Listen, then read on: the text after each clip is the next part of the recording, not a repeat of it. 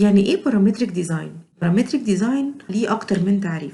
كان اكتر تعريف عجبني كان في كتاب اسمه Algorithmic Aided Design AAD، واكيد كلكم عارفينه، الكاتب ارتورو. في الكتاب ده عرف لنا البارامتريك ديزاين على انه هو العلاقة ما بين ابعاد المبنى المعتمدة على مجموعة من المتغيرات دي اللي هي ايه؟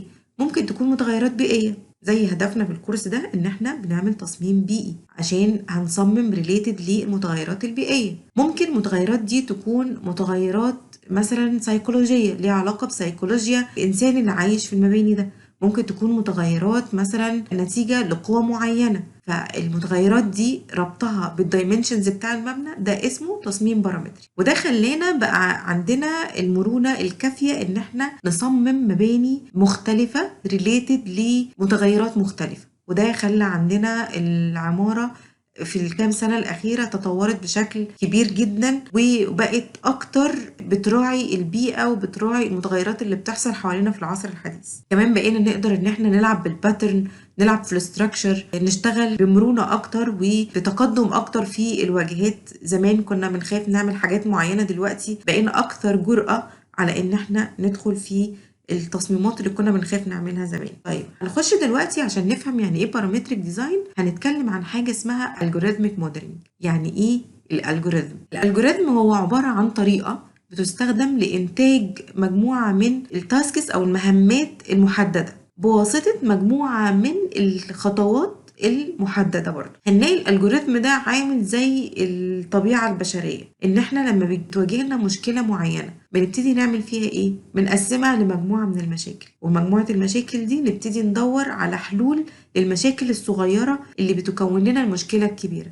ولما نلاقي حلول المشاكل الصغيره بالتالي هنجمعها مع بعض عشان نحل المشكله الاصليه. الالجوريثم طبعا هي عباره عن وصفه بتتعمل بلغه البرمجه، وبالتالي هي حاجه حاسوبيه. عشان نفهم الالجوريثميك موديلنج هنيجي نتكلم عن مثال بسيط جدا. انا لو جيت دلوقتي قلت لك انا عايزه اعمل شوكليت كيك، فانت جيت قلت لي طيب انت عايزه تعملي شوكليت كيك، يلا دلوقتي اخلطي المكونات، حطي المكونات اللي انت خلطتيها في صينيه ودخليها الفرن، وبعدين طلعيها من الفرن برديها، فانت كده بقى عندك الشوكليت كيك. هل الوصفه دي دقيقه؟ هل الوصفه دي هتخليني احصل على الشوكليت كيك اللي انا نفسي فيها؟ طبعا لا، لان انا ما قلتلكش ايه المقادير المعينه اللي انت محتاجها عشان تعمل الكيك، هتحطها في الفرن قد ايه، امتى اعرف ان الكيك دي استوت. وبالتالي انا مش هقدر احصل على الكيك دي بمجرد ان انا خلطت المكونات ودخلتها الفرن وخرجتها من الفرن. انا ما عنديش وصفه محدده امشي عليها.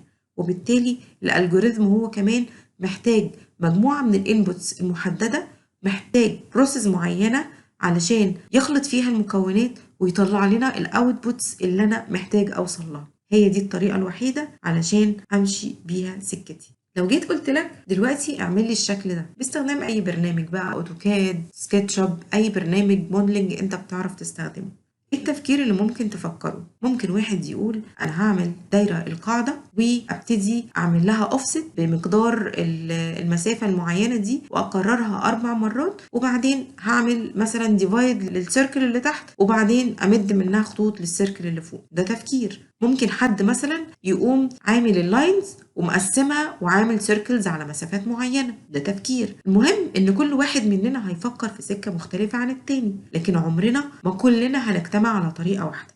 التفكير الاولاني اللي هو R1 هيبتدي يعمل سيركل وهيقسم السيركل دي لمجموعة من النقاط، وبعدين يقوم عامل من النقاط دي لاين. مجموعة تانية من التفكير هتقوم عاملة سيركل، السيركل دي قسمها لمجموعة من النقاط دي بدأ ياخد من اللاينز اللي كان عملها من السيركل الأولانية علشان يوصلها للسيركل التانية، وبعدين عمل السيركل التالتة قسمها لنقاط وبدأ ياخد من اللاين اللي فات، وهكذا. يبقى انا كده فضلت اوصل من سيركل لسيركل لغايه لما عملت الشكل بتاعي. هل ممكن بعد كده ان انا اغير في سيركل من السيركلز دي عشان اغير من الشكل بتاع الاسطوانه بتاعتي؟ ممكن في بعض البرامج يكون لا، لكن في الالجوريزميك موديلنج طبعا تقدر ان انت تيجي على سيركل معينه تقوم مكبرها شويه او مصغرها شويه، لان احنا هنا في كل سيركل عملناها بحيث ان احنا نقدر نتحكم فيها بطريقه مختلفه عن التانية.